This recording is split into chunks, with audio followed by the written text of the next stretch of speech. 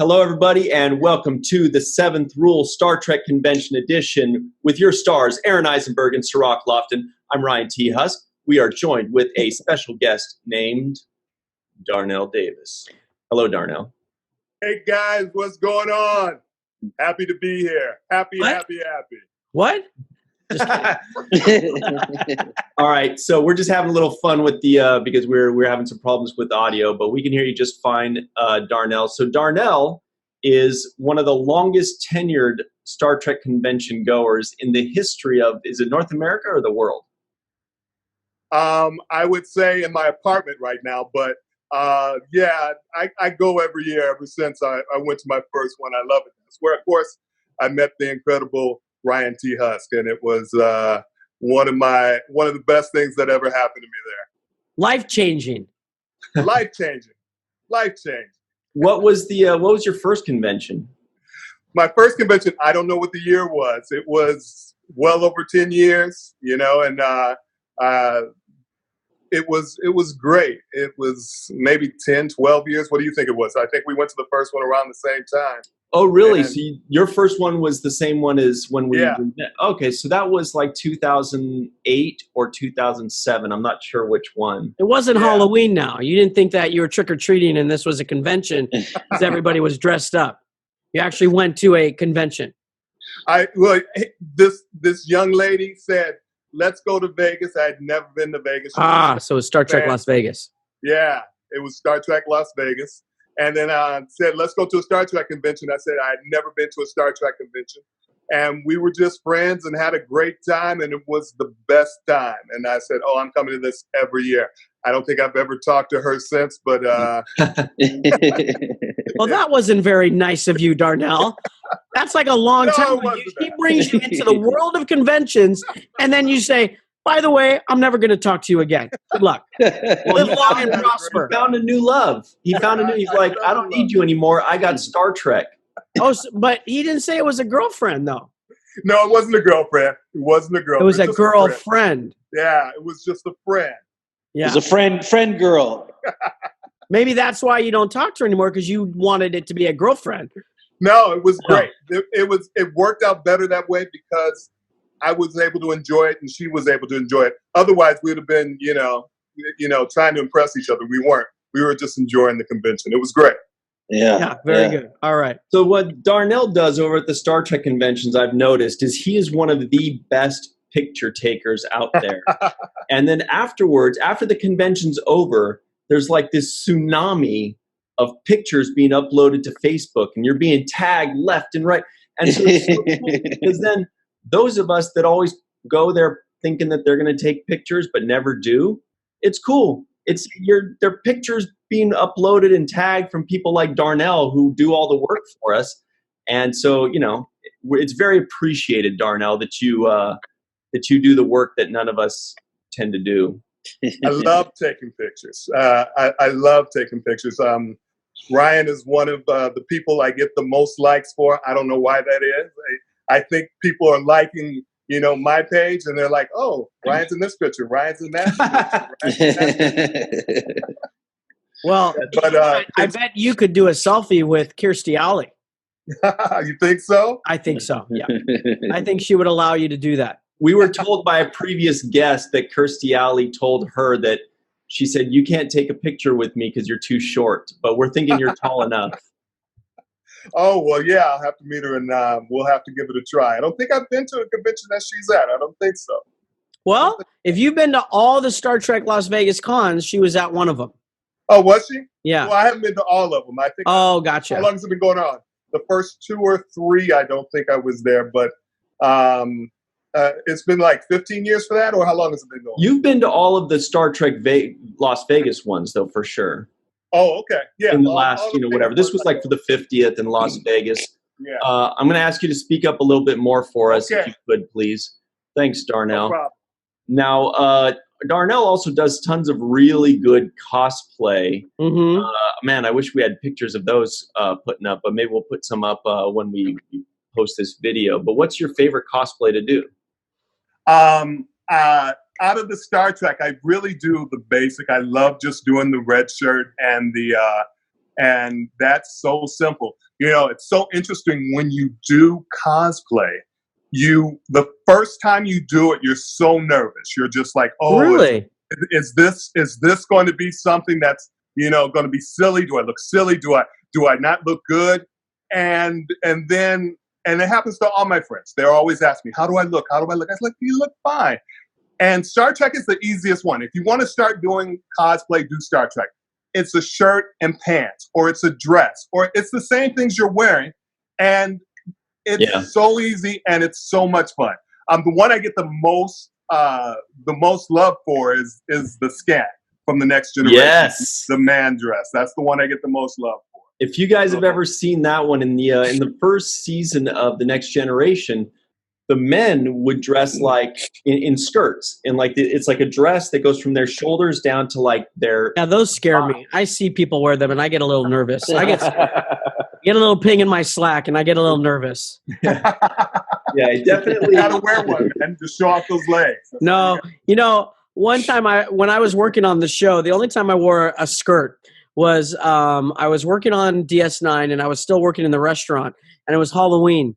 And so we got to dress up. So what I did is I had Camille Calvette, if I said her last name correct, who was my makeup artist. And she put, like, at the end of the day, I happened to work the same day. Or I went in to see her. And they gave me a red wig. They put on nice makeup for me. And then I wore my ex-wife, who's 5'2", one of her red dresses. And then I put my nog teeth in. Oh, yeah. It was like, hey, she's kind of cute. Wait, that's not right. Oh my God, that's terrifying. So the nog teeth without the Ferengi makeup is really quite frightening. So this was for an Easter party, you said? For an Easter celebration? Easter? Who dresses up for Easter? I don't know. That's what I wanted. That's why I'm asking. I'm going to start dressing up for Easter. That's a great idea. No, Halloween. I was still working at Marie Callender's during Star Trek. Okay. So who dresses up for Halloween? Yeah. The first real cosplay. Hey, Darnell, did you dress up at your first convention? No, I wore T-shirts. I wore, like a Star Trek T-shirt and Boston T-shirts that I still have, and I enjoy it. So when did you start? When did you start dressing up? You cosplay as a Star Trek fan. Exactly. It had to be my next convention. It had to be a red shirt. I also have the 2009 red shirt, and then I have the classic red shirt from the original series. He looks good in the 2009 one. I've got a few pictures of him where we're dressed the same. We look a little different in stature. But Darnell, I do want to ask you this very important question from a fan's point of view. Okay. What's the biggest thing that keeps you coming back every year? What's the best thing about the Star Trek convention that really makes you say there's no way I'm going to miss it? The best thing about the Star Trek convention, it's yes, Captain Kirk is there. Yes, Nog is there. Yes, Deep Space Nine is there. But it's my friends. It's all my friends that I've made all the years that come from all over the world to this convention. And we meet up once a year and we have a great time. It's like a family reunion without the awkwardness, I like to say. And I think most people are going to have that same answer out of the fans. It's like this certain camaraderie that we all have, right? We all come back together. It's just hugs and high fives and sci-fives all around. And Darnell taking pictures, staying up till 5 a.m. at the bars. No, I don't stay up till 5 in the morning. I know you don't. What inspired you to start cosplaying after your first convention? And then you came back again. Well, at what point did you go, I want to do something? Well, one of the best cosplayers there is Eric Hall, and you talk to him, you see his cosplay, he's really into it, the nicest guy in the world, and I would watch him do his thing, and I was like, wow, he's having so much fun. I want to be a part of that. I really want to be a part of it. Who was the guy? And I started doing it. And Who was the guy? Say that again. Eric Hall. Who was the guy? Oh, Eric Allen Hall. Eric Hall. Absolutely. Yeah. Yeah, he is the best cosplayer in the freaking world. He does like Data as Sherlock Holmes. He has the board thing. He's winning every contest every year. So tell you what, we're almost out of time here, Darnell. But this is a very important question that we have to ask everybody, including yourself, because you are part of everybody. What's your favorite Star Trek series? Okay. Now, I'm not just saying this because I'm on this show, but Deep Space Nine, without a doubt, is my favorite series. We'll follow that. Oh, go ahead. No, I'm just going to say, one, I think Nog has the best character development out of all the people in all the Star Treks. Wow. Yeah. Wow, that's a high compliment. Thank you, Darnell. You're very welcome. I've had this conversation with many people, and a lot of people agree with that. And also, it's because it shows a black father and a black son. One of the best representations I've ever seen on any television show throughout the history of television. And then, of course, the rest of the show is amazing. They did an excellent job. You guys should be proud. I'm proud to have met you guys, and you guys are wonderful. You did a wonderful job. You know, speaking of Captain Sisko, whom we all love, you actually look like you're talking to the wormhole aliens right now. If you remember those effects that they had when they were in the wormhole, because you got the light coming in at you on the side right now, you're talking, and we're just the characters that you saw in that episode. I had to move because of you guys know I'm having technical difficulties. So yeah, that's okay. No worries. You know, you mentioned something that we're rewatching the show. You know, Sirach and I are pretty much watching it for the first time, and Ryan's rewatching it with us. And we just watched The Passenger, and we're gonna do that episode, I think, on Sunday. But the thing that I really enjoy a lot, that I feel like I'm not getting enough of, at what episode number are we at? 7, I think. 8. We're at 7 or 8. 8 or 9. 8, yeah, and I'm wanting more family between Jake and Sisko that I'm not getting enough so far. So it's one of my complaints, because I love that dynamic and how it impacts Sisko and the kind of captain he is and what have you. So I'm looking forward to more of that, and of course, you know, our relationship on the show is wonderful.